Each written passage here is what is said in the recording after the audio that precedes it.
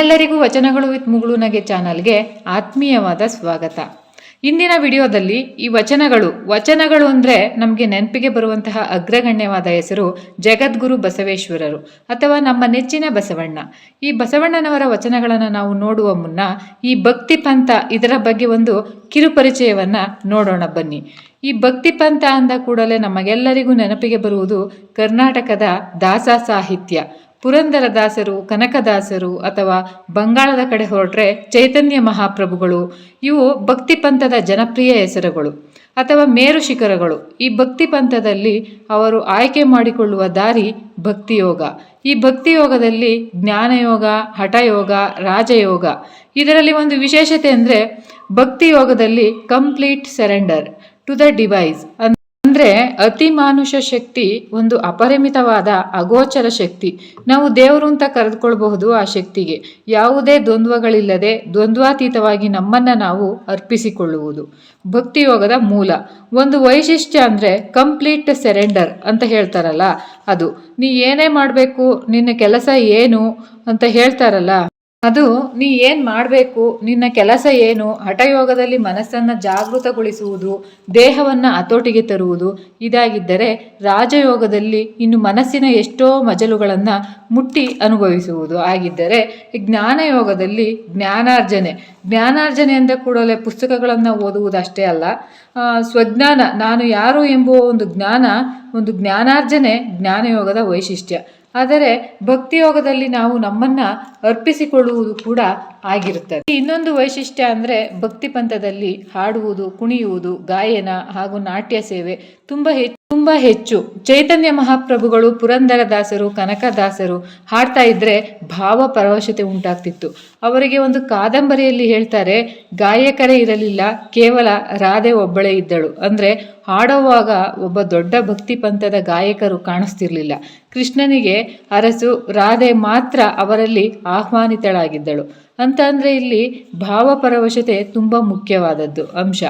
ಇಲ್ಲಿ ಆ್ಯಕ್ಷನ್ ಅಂದರೆ ಇಲ್ಲಿ ನಾವು ಮೇಲ್ಮಟ್ಟಕ್ಕೆ ಹೋಗಬೇಕು, ಸಾಧನೆ ಮಾಡಬೇಕು, ಏನು ಮಾಡಬೇಕು, ಇದೆಲ್ಲ ಇದರ ಬಗ್ಗೆ ಭಕ್ತಿಯೋಗ. ಹಾಗಾದರೆ ಏನು ಆಕ್ಟ್ ಮಾಡಬೇಕು, ಆಕ್ಷನ್ ತಗೋಬೇಕು, ಕೆಲಸ ಹೇಗೆ ಮಾಡಬೇಕು ಅಂದರೆ ನೀನು ಯಾವಾಗ ನಿನ್ನನ್ನು ಪೂರ್ತಿ ಸಮರ್ಪಿಸಿಕೋತೀಯೋ ಆಗ ಅಪರಿಮಿತವಾದ ಶಕ್ತಿಯೇ ನಿನಗೆ ಹೇಳುತ್ತೆ ಏನು ಮಾಡಬೇಕು ಅಂತ. ಅರವಿಂದರು ಹೇಳ್ತಾರಲ್ಲ, there is always a guidance ಅಂತ. ಹಾಗೆ ಇದು ಇಲ್ಲಿ ಯಾಕೆ ಹೇಳಬೇಕಾಗಿ ಬಂತು ಅಂದರೆ ಬಸವಣ್ಣನವರ ಶರಣರ ಪಥ ಇದೆಯಲ್ಲ, ಇದು ಭಕ್ತಿ ಪಂಥದ ಒಂದು ಸಾಮ್ಯತೆಯನ್ನು ಹೊಂದಿದ್ರು ಸಹ. ಇಲ್ಲಿ ಬಸವಣ್ಣನವರ ಒಂದು ವೈಶಿಷ್ಟ್ಯತೆ ಏನು ಅಂದರೆ ಭಾವಪರವಶತೆ ಇರುವುದಿಲ್ಲ. ಅಂದರೆ ಹೆಚ್ಚಾಗಿ ಕುಣಿಯುವುದು, ನಟಿಸುವುದು, ಆಡುವುದು ಹಾಗೂ ತನ್ನನ್ನು ತಾನು ಪೂರ್ತಿಯಾಗಿ ಕಳೆದುಕೊಳ್ಳುವುದು, ಈ ಭಾವಪರವಶತೆ ಇರುವುದಿಲ್ಲ. ಅದಕ್ಕಿಂತ ಹೆಚ್ಚಾಗಿ ಲಾಜಿಕಲ್ ಅನಾಲಿಸಿಸ್ ಅಂದರೆ ಅಂತರಂಗ ಶುದ್ಧಿ, ಹೊರಗಿನ ಡಂಬಾಚಾರಗಳಿಗೆ ಪ್ರಾಮುಖ್ಯತೆ ಕೊಡದೆ ನಮ್ಮಲ್ಲಿ ಇಳಿದು ನಮ್ಮ ಹೃದಯ ಶುದ್ಧಿಯನ್ನು ಗಳಿಸುವುದು, ಆ ಪಥದಲ್ಲಿ ನಡೆಯುವುದು. ಬಸವಣ್ಣನವರ ಪಥದ ಅಥವಾ ಶರಣ ಪಥದ ವಚನಗಳ ಒಂದು ವೈಶಿಷ್ಟ್ಯವನ್ನು ಇಲ್ಲಿ ಸಹ ನಮ್ಮನ್ನು ನಾವು ಅರ್ಪಿಸಿಕೊಳ್ಳುವುದು ಹೇರಳವಾಗಿ ಇರುತ್ತೆ. ಕೂಡಲ ಸಂಗಮ ದೇವ ಎಂಬುದು ಬಸವಣ್ಣನವರ ಅಂಕಿತನಾಮ. ಆ ದೇವರಿಗೆ ಅರ್ಪಿಸಿಕೊಳ್ಳುವುದು ಬಸವಣ್ಣನವರ ವಚನಗಳ ಒಂದು ವೈಶಿಷ್ಟ್ಯ. ಇಲ್ಲಿ ಹೊರಗಿನ ಡಂಬಾಚಾರಗಳಿಗೆ ಆಸ್ಪದ ಕೊಡದೆ ಮೂಲ ಉದ್ದೇಶ ಒಂದು ಸಾಮಾಜಿಕ ಸಮಾನತೆಯನ್ನು ಸ್ಥಾಪಿಸುವುದು, ಅದನ್ನು ಪ್ರೋತ್ಸಾಹಿಸುವುದು, ಜನರಿಗೆ ಅದರ ಬಗ್ಗೆ ಒಂದು ಅವೇರ್ನೆಸ್ ಉಂಟು ಮಾಡುವುದು ಆಗಿತ್ತು. ಇಲ್ಲಿ ಸಿಂಪಲ್ ಥಿಂಕಿಂಗ್ ಅಂದರೆ ತುಂಬ ಮುಖ್ಯ. ಅಂದರೆ ದೊಡ್ಡ ದೊಡ್ಡ ಅರ್ಥವಾಗದ ಸಾಲುಗಳನ್ನು ಹೇಳಿ ಅದನ್ನು ಹೊರಳಾಡಿಸಿ ಅರ್ಥ ಮಾಡಿಸದೆ ಕನ್ಫ್ಯೂಸ್ ಮಾಡಿ ಇದ್ಯಾವುದೂ ಸಹ ಬಸವಣ್ಣನವರ ಉದ್ದೇಶ ಆಗಿರಲಿಲ್ಲ. ಹೆಚ್ಚು ಜನರಿಗೆ ತಿಳಿದು ಸಾಮಾಜಿಕ ಸಮಾನತೆ ಉಂಟಾಗಬೇಕೆಂಬುದು ಬಸವಣ್ಣನವರ ಮೂಲ ಉದ್ದೇಶ ಆಗಿತ್ತು. ಎಲ್ಲದಕ್ಕಿಂತ ಮುಖ್ಯವಾಗಿ ಈ ಬೂಟಾಟಿಕೆ ಇದೆಯಲ್ಲ, ಈ ದೇವರು ಆ ದೇವರು ಅಂತ ಹೆಚ್ಚಾಗಿ ತೋರಿಸುವುದು, ಖರ್ಚು ಮಾಡುವುದು, ದೇವರು ನನಗೆ ಒಲಿತಾರೆ ಅಂತ ತೋರಿಸೋದು, ಬೇರೆಯವರಿಗೆ ಇನ್ಫೀರಿಯರ್ ಅನ್ನೋ ಭಾವನೆಯನ್ನು ಉಂಟು ಮಾಡೋದು, ಈ ಬೂಟಾಟಿಕೆ ಇದೆಲ್ಲ ಇದರ ವಿರುದ್ಧ ಬಸವಣ್ಣನವರ ಈ ಚಳುವಳಿ ಸ್ವರೂಪ ಪಡೆದುಕೊಂಡಿತ್ತು.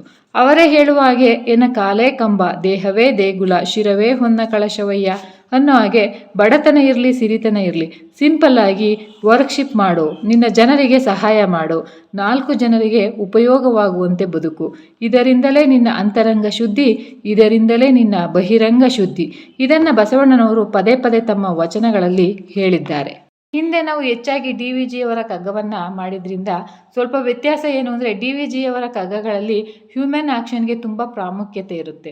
ನಾವು ಏನು ಮಾಡಬೇಕು ಅಂತ ಬಸವಣ್ಣನವರ ವಚನಗಳಲ್ಲಿಯೂ ಸಹ ಎಷ್ಟೋ ಹ್ಯೂಮನ್ ಆಕ್ಸಸ್ಗೆ ಸ್ಪೇಸ್ ಇದ್ದರೂ ಕೂಡ ಇಲ್ಲಿ ಭಕ್ತಿಯೋಗವೇ ಹೆಚ್ಚಾಗಿದೆ. ಡಿ ವಿ ಜಿಯವರ ಕಗ್ಗಗಳಲ್ಲಿ ಆಲ್ ಯೋಗಾಸ್, ಜ್ಞಾನಯೋಗ ಬರುತ್ತೆ, ರಾಜಯೋಗ ಬರುತ್ತೆ, ಹಠಯೋಗ ಬರುತ್ತೆ, ಜೊತೆಗೆ ಭಕ್ತಿಯೋಗನೂ ಅಲ್ಲಿ ಇಲ್ಲಿ ಬಂದಿದೆ. ಡಿ ವಿ ಜಿಯವರ ಭಕ್ತಿಯೋಗಕ್ಕಿಂತ ಅವರ ಹಠಯೋಗ, ರಾಜಯೋಗ ಹಾಗೂ ಜ್ಞಾನಯೋಗವೇ ಉತ್ಕೃಷ್ಟವಾದುದು ಎಂಬ ಭಾವನೆ ಇಲ್ಲಿ. ಬಸವಣ್ಣನವರು ಈ ಭಕ್ತಿಯೋಗವನ್ನೇ ಪಾಲಿಸುವುದು ಅಂತ ಕೂಡ ಹೇಳ್ತಾರೆ. ಇನ್ನು ಇವತ್ತಿನ ವಚನವನ್ನು ನೋಡೋದಾದರೆ ತುಂಬ ಅದ್ಭುತವಾಗಿದೆ ನೋಡಿ. ಧರಣಿಯ ಮೇಲೊಂದು ಹಿರಿದಪ್ಪ ಅಂಗಡಿಯ ನಿಕ್ಕಿ, ಧರಣಿಯ ಮೇಲೊಂದು ಹಿರಿದಪ್ಪ ಅಂಗಡಿಯ ನಿಕ್ಕಿ, ಹರದ ಕುಳ್ಳಿರ್ದ ನಮ್ಮ ಮಹಾದೇವ ಸೆಟ್ಟ, ಒಮ್ಮನವಾದಡೆ ಒಡನೆ ನುಡಿವನು, ಹಿಮ್ಮನವಾದಡೆ ನುಡಿಯನು, ಕಾಣಿಯ ಸೋಲ ಅರ್ಧಗಾಣಿಯ ಗೆಲ್ಲ, ಜಾಣ ನೋಡವ ನಮ್ಮ ಕೂಡಲ ಸಂಗಮ ದೇವ. ವಚನದಲ್ಲಿ ಜಗದ್ಗುರು ಬಸವಣ್ಣನವರು ಕಮಿಟ್ಮೆಂಟ್ ಅಥವಾ ಶ್ರದ್ಧೆ ಇದರ ಬಗ್ಗೆ ಹೇಳ್ತಾರೆ. ಇಲ್ಲಿ ಧರಣಿ ಅಂದರೆ ಭೂಮಿಯನ್ನು ಒಂದು ಖಾಲಿ ಜಾಗಕ್ಕೆ ಹೋಲಿಸಿದ್ದಾರೆ. ಧರಣಿಯ ಮೇಲೊಂದು ಇರಿದಪ್ಪ ಅಂಗಡಿಯ ನಿಕ್ಕಿ, ಅಂಗಡಿಯನ್ನು ಇಟ್ಟುಕೊಂಡಿದ್ದಾನೆ. ಯಾರು? ಪೂರ್ತಿ ವಿಡಿಯೋ ನೋಡಿ ಸ್ನೇಹಿತರೆ, ಅರ್ಥ ಆಗುತ್ತೆ ಯಾಕೆ ಅಂಗಡಿಯನ್ನು ಇಟ್ಕೊಂಡಿದ್ದಾನೆ. ಅಂಗಡಿಯಲ್ಲಿ ಏನೇನು ಸಿಗುತ್ತೆ?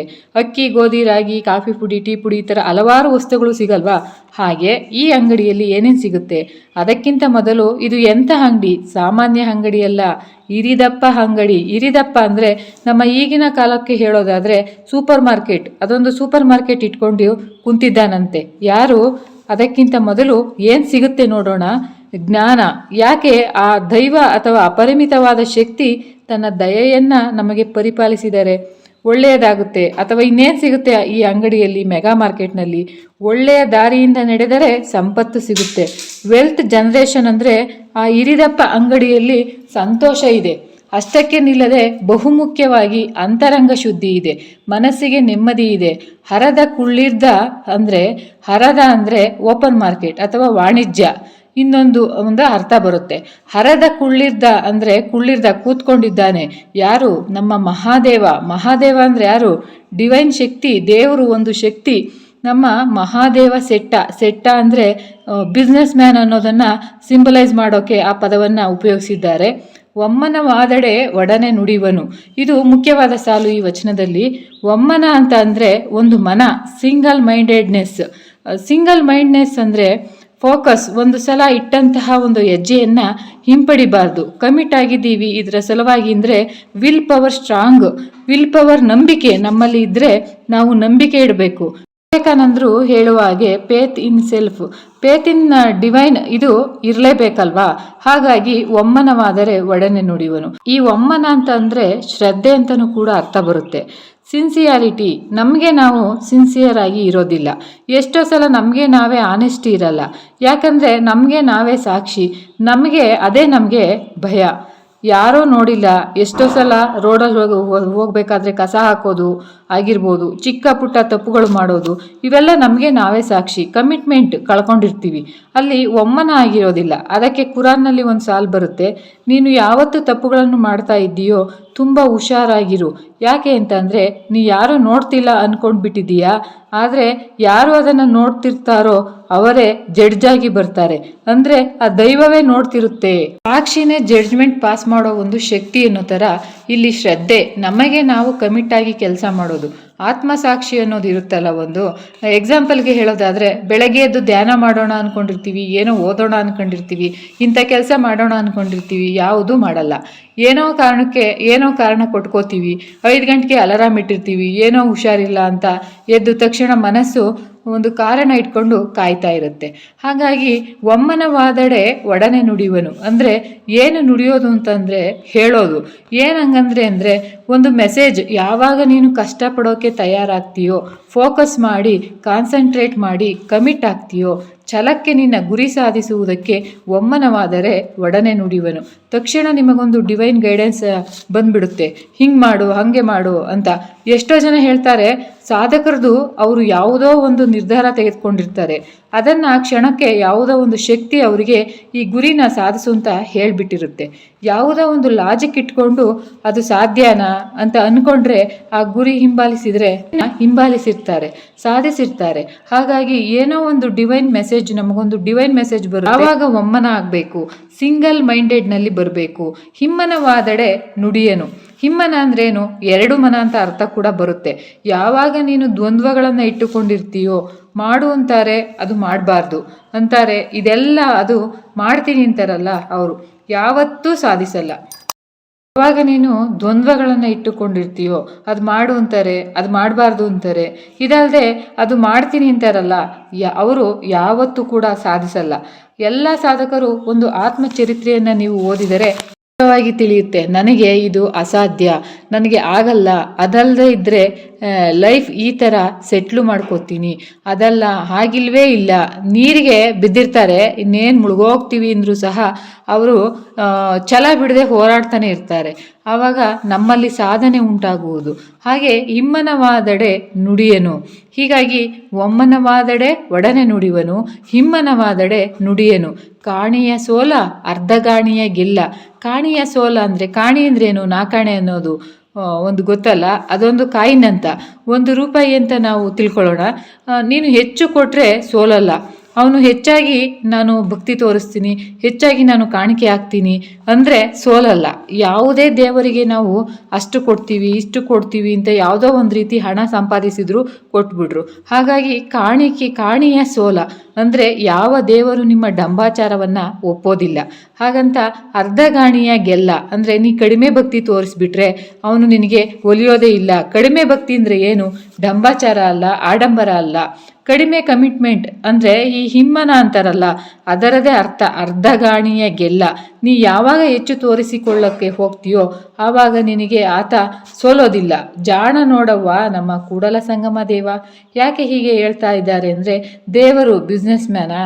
ಡಿವೈನ್ ಶಕ್ತಿ ಒಂದು ಬಿಸ್ನೆಸ್ ಮ್ಯಾನ್ ಆಗಿರುತ್ತಾ? ಆಗಲ್ಲ. ಅದು ಯಾಕೆ ಜಾಣ ಅಂದರೆ, ಅಪರಿಮಿತವಾದ ಶಕ್ತಿ ಇರುತ್ತಲ್ಲ, ಅದಕ್ಕೆ ನೀ ಯಾವತ್ತೂ ಮೋಸ ಮಾಡೋಕ್ಕೆ ಆಗೋದಿಲ್ಲ. ಅದರ ಕಣ್ಣು ತಪ್ಪಿಸಿ ಏನು ಮಾಡೋಕ್ಕೂ ಕೂಡ ಸಾಧ್ಯವಿಲ್ಲ. ಜಾಣ ನೋಡವ್ವ ನಮ್ಮ ಕೂಡಲ ಸಂಗಮ ದೇವ.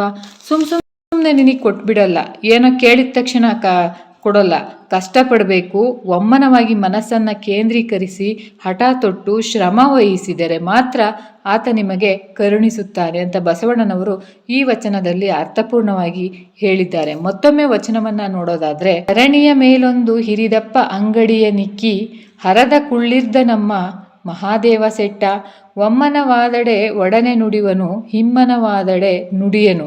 ಕಾಣಿಯ ಸೋಲ ಅರ್ಧಗಾಣಿಯ ಗೆಲ್ಲ. ಜಾಣ ನೋಡವ್ವ ನಮ್ಮ ಕೂಡಲ ಸಂಗಮ ದೇವ. ಎಲ್ಲರಿಗೂ ಶರಣು ಶರಣಾರ್ಥಿಗಳು.